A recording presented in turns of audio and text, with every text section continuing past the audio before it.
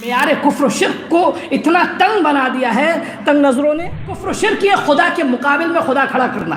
میں ایک اور معیار بتاتا چلوں.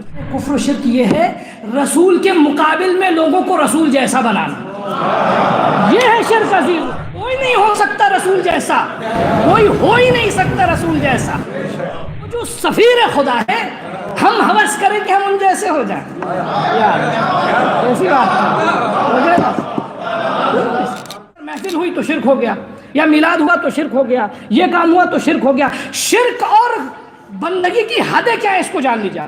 یہ بہت امپورٹنٹ ہے.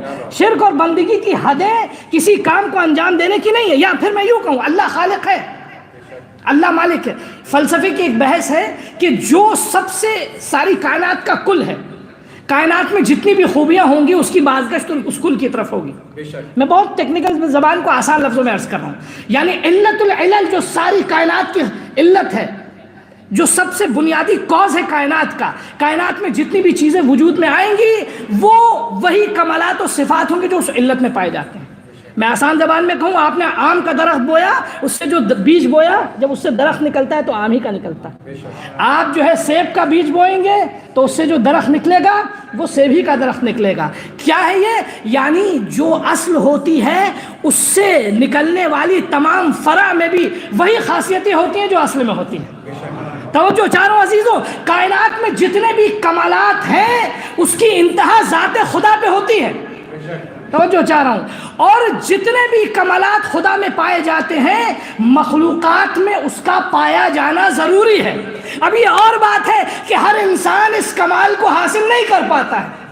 توجہ چاہ رہا ہوں عزیزوں. لیکن اب اگر کسی انسان نے حاصل کر لیا, وہ عالم ہے انسان بھی عالم ہوا, وہ عادل ہے انسان بھی عادل ہوا, وہ قادر ہے انسان بھی قادر ہوا, وہ حکیم ہے انسان بھی حکیم ہوا. اس کی سب سے اعلیٰ مصداق رسول خدا ہے. تو اب یہ بتائیے, اگر انسان حکیم ہوا, انسان علیم ہوا, انسان خالق ہوا, انسان قادر ہوا, تو وہ خدا کے مقابل میں ہوا یا خدا کی قدرت سے ہوا؟ توجہ چاہ رہا ہوں عزیز, توجہ چاہ رہا ہوں. جو کچھ بھی کائنات میں پایا جاتا ہے وہ خدا کی قدرت سے پایا جاتا ہے. اگر ہم یہ کہیں کہ خدا کے مقابل میں ہوا تو شرک.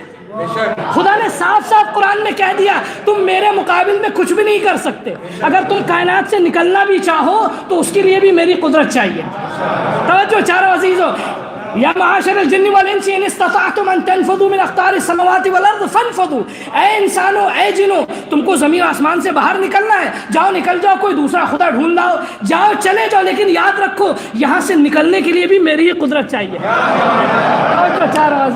یعنی کیا مطلب؟ پوری کائنات میں جو بھی کمال ہے اس کی بازگشت خدا پہ ہوتی ہے. توجہ چاروں عزیزوں. اب یہ ظرف کی بات ہوتی ہے, کون اس کمال کو مکمل طور پہ حاصل کر لے, کون اس کمال کے حاصل کرنے سے محروم رہ جائے. اب اگر کسی نے اس کمال کو مکمل طور پہ حاصل کر لیا, وہ کمال کیا ہے؟ وہ خالق کائنات ہے, وہ کائنات کو خلق کرتا ہے. کسی انسان نے یہ کمال حاصل کیا کہ وہ بھی اپنی قدرت سے خلق کرنے لگا. توجہ چاہ رہا ہوں. وہ رازق کائنات ہے, انسان میں قدرت آئی, وہ بھی اپنی قدرت سے رزق دینے لگا. وہ زمین و آسمان پہ تصرف کا حق رکھتا ہے, انسان میں قدرت آئی, اس نے چاند ستاروں کو ادھر سے ادھر ہٹانا شروع کر دیا, ان کو جا بجا کرنا شروع کر دیا. اے عزیزو, یہ کمالات آئے تو ہیں انسان میں, لیکن یہ خدا کے مقابل میں نہیں ہے, بلکہ اسی خدا سے ہے جو خالق کائنات ہے. توجہ ہے نا عزیزو, آپ سن لو. شرک کہتے ہیں خدا کے مقابل میں کسی خدا کو کھڑا کرنے کو. کوئی بھی اب رسول کا اگر کمالات رکھتے ہیں, کمالات کی انتہا پہ ہیں, تو جس انتہا پہ پہنچ جائیں, خدا کا سب کچھ خود سے ہے, ان کا سب کچھ خدا سے ہے. صلوات پڑھو محمد و آل محمد.